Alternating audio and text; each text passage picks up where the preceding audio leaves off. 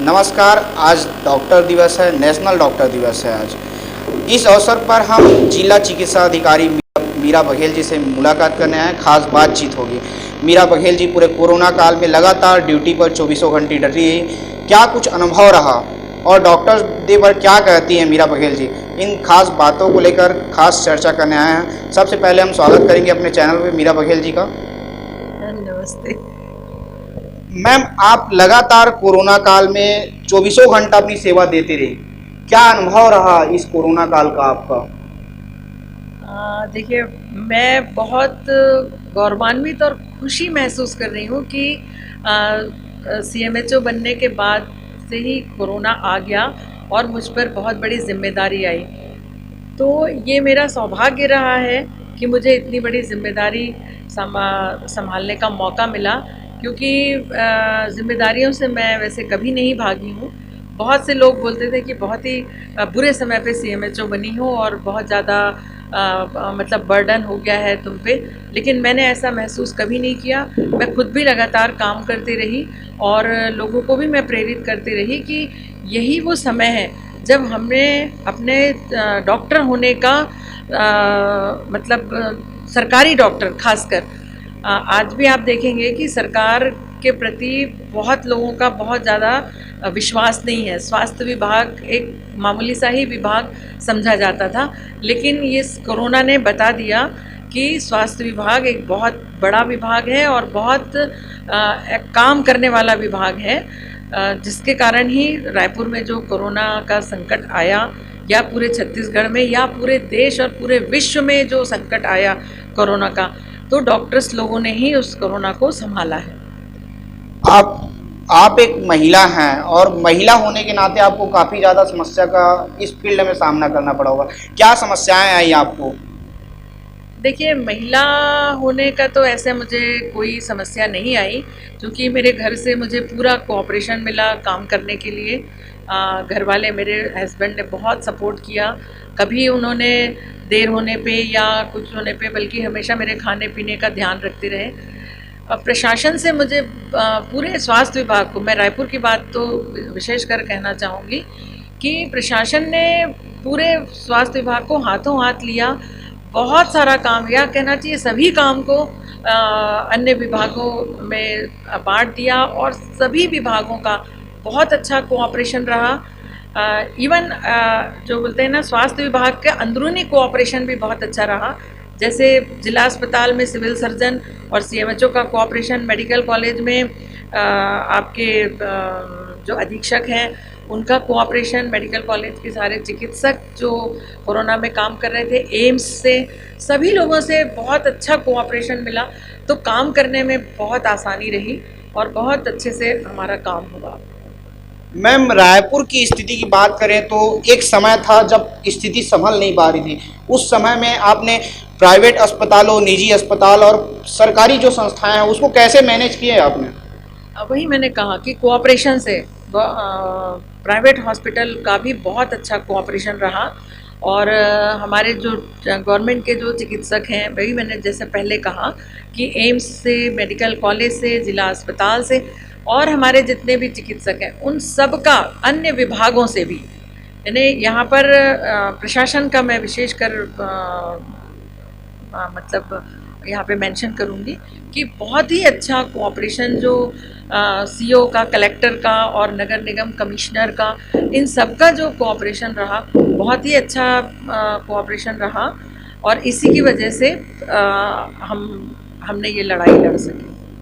Ma'am, ये जो corona काल अभी बीता, इसमें ऐसे कई शिकायतें थे गरीबों के और पीड़ित लोगों की शिकायतें थे कि जो प्राइवेट निजी अस्पताल हैं वे मनमाने तरीके से पैसे वसूली कर रहे हैं। इस पर आपने कैसे शिकंजा कसा? देखिए, जिन लोगों की भी शिकायत आई, हमने सभी शिकायत पर बहुत गौर से, हमने एक टीम ही बना के रखी है कि जो शासन ने जो दर निर्धारित की है, उस दर से जिन्होंने भी ज़्यादा पैसे लिए हैं तो उनसे हमने पैसे वापस कराए हैं, जो जिन मरीज़ों के को एक्स्ट्रा चार्ज मिला था। और कुछ कभी कभी ऐसा भी होता है कि मरीज़ को गलतफहमी हो जाती है कि चार्जेस एक्स्ट्रा लिए हैं, क्योंकि वो स्वयं ही जाके प्राइवेट वार्ड में एडमिट होते हैं, और जब भी वो प्राइवेट वार्ड में एडमिट होते हैं तो शासन का जो नियम है उन पे लागू नहीं होता है। उसी तरह से जो बीमा कराए हुए थे हैं अपना व्यक्तिगत किसी कंपनी से, तो उनमें भी शासन की दरें लागू नहीं होती। तो कुछ मरीज़ भी गलतफहमी में रहते हैं, और ऐसा भी हुआ है कि कुछ नर्सिंग होम में चार्जेस ज़्यादा लिए गए, लेकिन बहुत ही आसानी से उन नर्सिंग होम के संचालकों ने पैसे वापस किए हैं लोगों के। मैम, आपको यहाँ आए लगभग 2 साल पूरे होने हैं। क्या स्वास्थ्य विभाग में जो है कितनी मजबूती आई है अभी, और क्या क्या कमियां रह गई हैं? देखिए, विभाग में जैसा मैंने कहा कि कोरोना के लिए बहुत सारा तैयारी की गई, तो उन्हीं तैयारियों में हमने मतलब हर एक सीएससी में 30-30 बिस्तरों का ऑक्सीजन बेड तैयार कर लिया है। मैं एक और बात कहना भूल गई थी कि बहुत सारे दानदाताओं ने रायपुर को बहुत ज़्यादा दान दिया है। तो उन दानदाताओं ने जो ऑक्सीजन कंसंट्रेटर वगैरह जो दिया, तो आज हमारे एक हेल्थ एंड वेलनेस सेंटर में आपको ऑक्सीजन कंसंट्रेटर मिलेगा।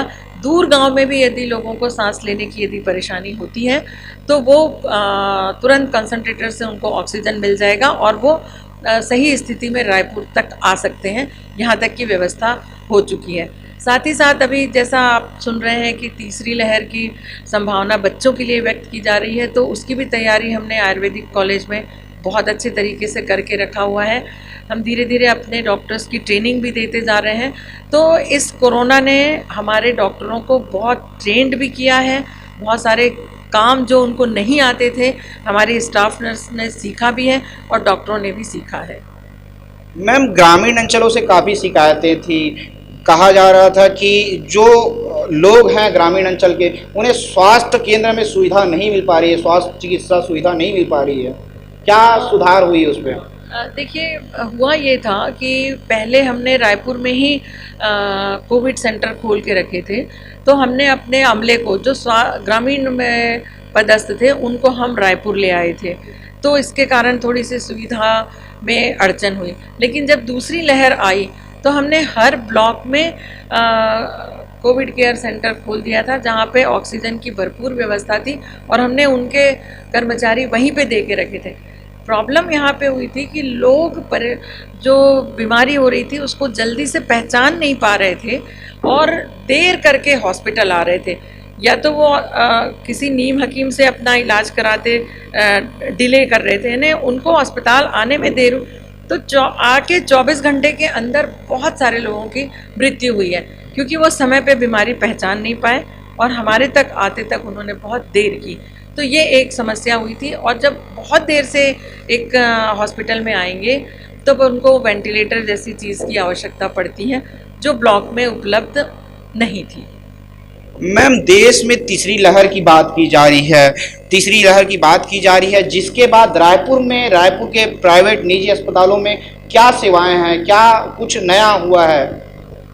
प्राइवेट अस्पताल ने पिछले जो दूसरी लहर थी उसके लिए तो उन्होंने काफ़ी कुछ तैयारी करके रखी है। साथ ही साथ हमने गवर्नमेंट में भी बहुत अच्छी तैयारी करके रखी थी। जिला अस्पताल जो दूसरी लहर के आखिरी में ही वहाँ पे आईसीयू बन पाया, तो वहाँ पर अभी 70 बेड का आईसीयू बिल्कुल रेडी है।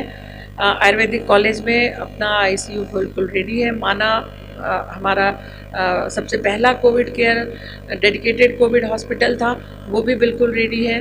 तो हमने, और आयुष विश्वविद्यालय में हमने करीब 500 बेड का वहाँ पर पूरी तरह से ऑक्सीजनेटेड बेड वहाँ पर अभी तैयार है। तो तैयारी तो हमारी पूरी तरह से है। बस यही देखना है कि ये किस रूप में आता है तीसरी लहर और कब आता है, तो ये अभी, लेकिन हाँ, हम लोगों ने अपनी ट्रेनिंग और तैयारी पूरी करके रखी है। आज नेशनल डॉक्टर दिवस है, और इस डॉक्टर दिवस के अवसर पर मैम आप डॉक्टरों को और डॉक्टर जो पूरे मेडिकल स्टाफ हैं, इसको क्या कहेंगे, इसको क्या कहना चाहेंगे आप? देखिए, डॉक्टर दिवस पे मैं इतना ही कहना चाहूँगी कि पीएमटी देते समय हम कितनी मेहनत करते हैं। डॉक्टर बनने के लिए हम रात दिन एक करके पढ़ाई करते हैं। उसके बाद जब एडमिशन हो जाता है तभी भी हमारी पढ़ाई बहुत आसान नहीं होती है। और जब हम इतनी पढ़ाई करके डॉक्टर बने होते हैं तो आज जब जिस भी अस्पताल में हम काम कर रहे हैं वहाँ हम मामूली सी बीमारियों को ही देख जान पहचान करके और उसका इलाज करें तो ये हमारी पढ़ाई की कीमत वसूल नहीं होती है। मेरा ये संदेश है सभी गवर्नमेंट डॉक्टरों से कि आपने जो मेहनत करके पढ़ाई की है तो सारी बीमारियां हैं उनको आप डायग्नोस करना सीखें, उनको सही दिशा दें, मरीज़ों को सही डॉक्टर के पास जो हायर सेंटर में भेजना है उनको भेजें और जितना कुछ आपसे बन पड़ता है अपने अस्पताल में आप उनको करने की कोशिश करें। और प्राइवेट प्रैक्टिशनर डॉक्टर से भी मेरा निवेदन है, जैसे कोरोना में बहुत ज़्यादा चार्जेस जो लिए थे तो हम सेवा भाव के लिए हम एक ओथ लिए रहते हैं जब हम डॉक्टर बनते हैं तो कि हम मरीज़ों की सेवा करेंगे, तो हम सेवा भाव से ही काम करें मरीज़ों के लिए। जो बहुत गरीब मरीज़ रहते हैं, बेशक बहुत से डॉक्टर, बहुत से नर्सिंग होम ऐसे हैं जो बहुत ही रीज़नेबल रेट पे ही मरीज़ से चार्जेस करते हैं, लेकिन ऐसे भी अस्पतालों की कमी नहीं है जो बहुत ज़्यादा चार्ज करते हैं। तो हमने डॉक्टर जब बने थे तो हम सेवा करने के लिए ही बने थे, तो उस सेवा भाव को ना भूलते हुए और मरीज़ों की सेवा करें तो बहुत अच्छा एक मरीज़ और डॉक्टर का जो रिश्ता है वो बहुत अच्छा बना रहेगा। अभी आप जैसे देखते हैं कि कहीं पे मारपीट हो जाती है क्योंकि बहुत आक्रामक हो जाते हैं लोग और डॉक्टर की गलती मानते हैं, तो यहाँ पर लोगों की भी गलती है कि डॉक्टर भगवान नहीं होता है कि वो मरते हुए को या मरे हुए को ज़िंदा कर दे, वो भी एक इंसान है। तो जो भगवान मानते हैं डॉक्टर को, मेरा निवेदन है कि भगवान ना मान के उनको भी एक इंसान ही माने और उनको भी वो इज़्ज़त के वो भी हकदार हैं और मारपीट करने से कहीं कोई सॉल्यूशन नहीं निकलता है। तो बस यही एक संदेश है मेरा आम जनता से भी कि डॉक्टरों को इंसान माने और डॉक्टरों से भी कि मरीज़ों से यदि हम प्रॉपर काउंसलिंग करें, प्रॉपर कम्युनिकेशन रखें तो मरीज़ के रिश्तेदार जो बहुत ज़्यादा परेशान रहते हैं बाहर में, तो वो भी बहुत उत्तेजित और मारपीट में उतावले नहीं होंगे। तो ये एक जो डॉक्टर और मरीज़ का रिश्ता है उसको हमें बना के रखना है। तो जिस प्रकार से हम देखें, मीरा बघेल जिला चिकित्सा अधिकारी जी से बात हुई हमारी, और किस प्रकार से जो कोरोना काल है, कोरोना काल में डॉक्टरों की क्या भूमिका रही है, वहीं महिला होते हुए मीरा बघेल जी ने क्या अहम योगदान दिए हैं, 24 घंटे सेवा करती रही और लोगों की मदद करने में कोई भी कसर नहीं छोड़ी। कैमरामैन हितेश के साथ मैं योगेश यादव, रायपुर, छत्तीसगढ़।